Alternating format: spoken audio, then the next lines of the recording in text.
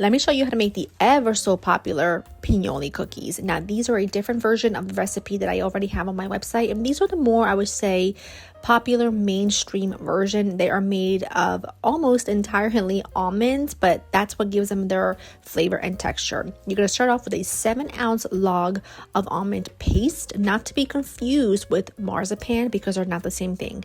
You're going to add the almond paste to a food processor along with some sugar. You're going to go ahead and pulse that until it resembles like sand pretty much. And then after it's there, you're going to add 2 egg whites at room temperature, a touch of flour with a little bit of salt. And I also have a half a teaspoon of almond extract. You're going to go ahead and pulse that again, and the dough will be very, very sticky, but that's just the nature of the game.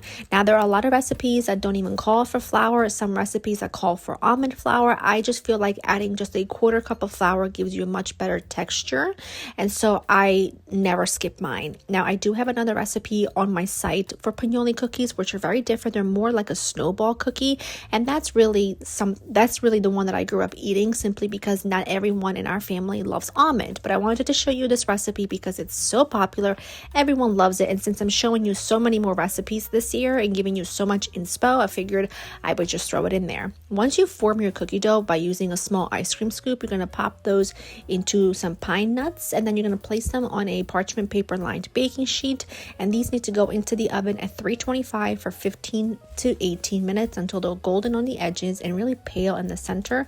Let them cool completely, and then they'll have that really signature look and chewy texture that they are known for. If you are an almond lover, you will love these. The recipe is in the caption, the description. Make sure you get it, write it down, make these. You will love them. They're foolproof, they're very easy, and they are bakery style in taste and texture. Enjoy.